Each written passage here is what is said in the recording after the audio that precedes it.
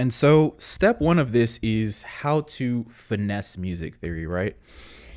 So, I'm just going to show you how I started to really take advantage of music theory so that you can cut out like the 3 or 4 years it took me to really kind of bring this concept home for my brain. So, what I basically do is I just build out whatever scale I'm going to use. So, I've got them already set up in my centerfold drum kit. And so I'll drag the minor harmonic. That's good. I actually like that a lot. And so the most important thing to say here is you do not need to buy the centerfold drum kit to do this. Like, I would actually recommend only getting that kit if you like fuck with my sound, fuck with my brand, and also like all the bonuses it comes with. So check that out if you're interested in all that other stuff. But for the sake of this, you can literally just copy what you see on the screen right now. Like, it will literally work the same for you. The whole point is the concept, right? So now that we have these, the thing that you need to understand is that every scale has 7 notes, 7 notes. And so every one of those notes corresponds to a chord. Now, I should go back and say that's not true for every scale, but every scale that you will need to make good beats, because I know there's going to be that one guy, but every scale doesn't, shut the fuck up. I'm talking about trap producers who are trying to make good trap beats, right? This is all you'll ever need. Just 7 notes and all the basic like minor, major, minor harmonic, 7 chords. It's really that simple. You build it out like this and you count it out 1, 2, 3, 4, 5, 6, 7. This is in the key of E minor, which I actually do hate. But again, 1, 2, 3, 4, 5, 6, 7. And if you look, each chord corresponds. It's like, it's not like magic. And then these are just inverted, right? I had to invert some of them so they'd fit, but you could just literally keep building it up. There's a way to stack the chords and all that shit. That's not the point of this tutorial, right? Don't overthink it. Like, the point of this is we're literally going over how to finesse music theory right now. So for anybody who struggles with it, they're scared of it, you don't gotta be. It is truly just like a jug.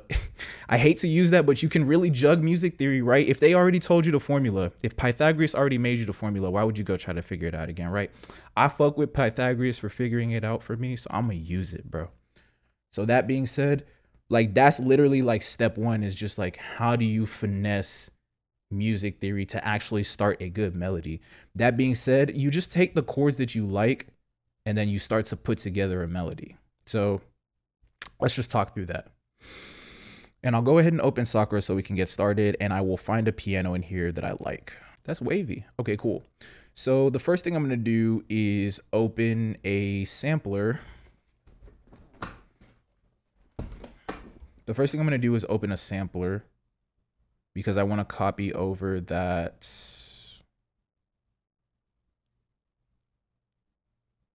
scale helper that we have into a new sampler. Boom, boom. So we will cut and paste and boom. Assuming you have Ghost notes set up, which for all the people that are asking, that's why I leave the notes gray in general, just so I can see the notes. It's a pretty like intuitive concept, truth be told.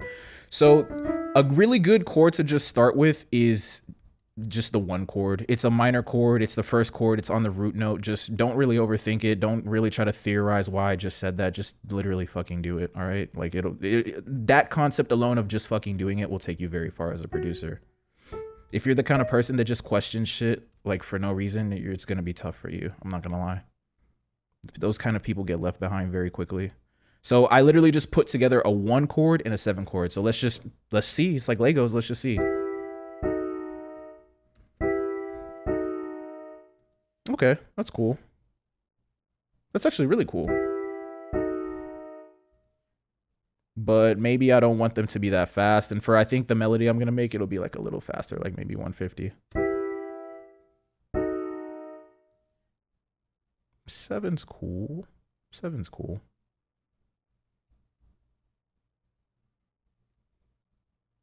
What if we use the 7 later? So then we duplicate this over, boom. Then we use the 7 here, and then we can just use that suspended chord.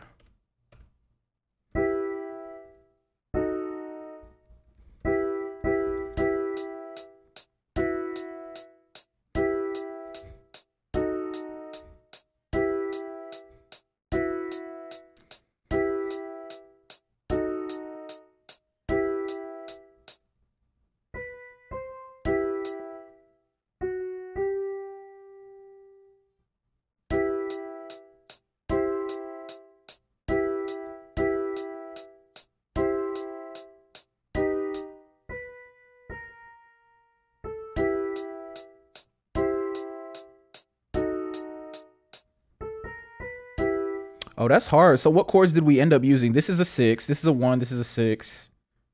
This is a 7. And then this is a... I'm kind of having a hard time actually figuring this out in real time. Because I usually don't... This would be a 5, right? Yeah, cool. So let's see. That actually sounds kind of wavy.